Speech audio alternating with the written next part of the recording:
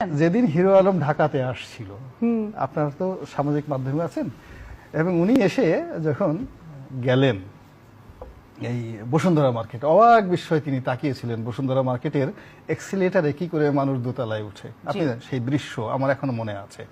আর বিভিন্ন মেয়েরা, সুন্দরী মেয়েরা, ললনারা, তারা অনেকটা ঠাট্টা করে ওই তার সাথে ছবি তুলে বলল যে আজকে আমরা হিরো আলম স্যারের সাথে সেলফি তুলেছি। সেই আশরাফুল আলম হিরো আজ এই পর্যায়ে চলে আসছে, সেখান থেকে এই কয় বছরে জাতিসংঘে চলে গেছে।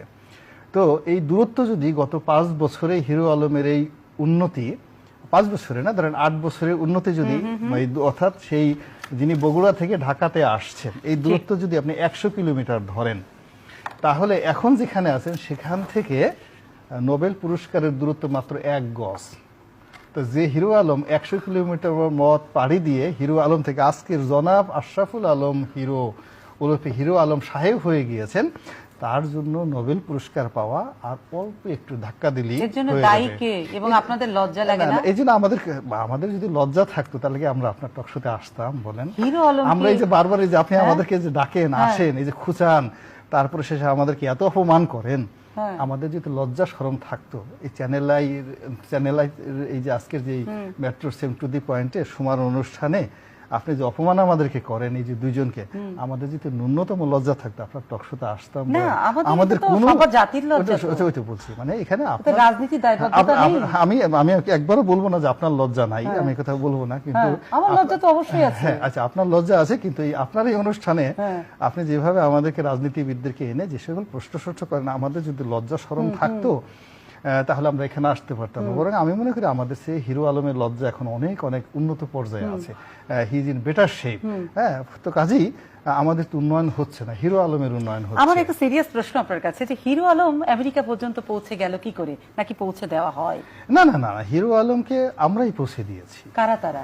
আপনি, আমি, সঞ্জিদা, আর কারো নাম বলবো না, আমরাই পৌঁছে দিয়েছি। আমরা সবাই মিলে এখানে, কেউ দায়িত্ব এখানে এড়াতে পারবে না। বাংলাদেশের বড় বড় পলিটিশিয়ান আছে, আমেরিকা কোনো দিকে তাকাচ্ছে না, হিরো আলমকে নিয়ে কেন? আপনি প্রথম আলোর মতো পত্রিকা, ডেইলি স্টারের মতো পত্রিকা আজ থেকে 5-7 বছর আগে জনাব হিরো আলমকে নিয়ে যেভাবে তারা লিড নিউজ করেছে, যেভাবে তারা তাকে প্রমোট করেছে, এবং যেভাবে গুগল থেকে শুরু করে সব জায়গায় সার্চ করলে যেখানে রাজ্জাক, শাবানা, কবরী, আলমগীরকে পাওয়া যায় না, সেখানে বাংলাদেশের সিনেমাটিক জগতের 1 নম্বর, মানে বাংলাদেশের শাহরুখ খান মিন্স হিরো আলম, আন্তর্জাতিক এই বিষয়টা, এই বাস্তবতার এই বিষয়টা আমি তো বললাম যে আমার যদি লজ্জা থাকতো, শরম থাকতো, সঞ্জিদা আপার আছে, কারণ সে মাথায় কাপড় দিয়ে আছে এখন পর্যন্ত।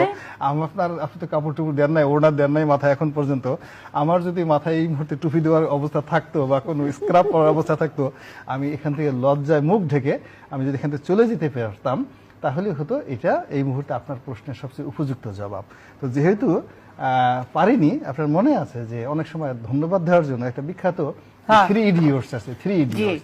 তো 3 ইডিয়টস যে তার যে 3টা বন্ধু, মানে দুটো বন্ধু, ওই আমির খানকে ধন্যবাদ জানানোর জন্য তাদের যে কাপড় খুলে যেভাবে ধন্যবাদ জানিয়েছিল, এখন আমাদের সময় এসছে আমাদের প্যান্ট খুলে এরকম অনেক লোককে ধন্যবাদ দেওয়ার জন্য, যে তোমরা এই জাতিকে হিরো আলম উপহার দিয়েছো, তোমাদের জয় হোক, ইউ গ্রেট হোক।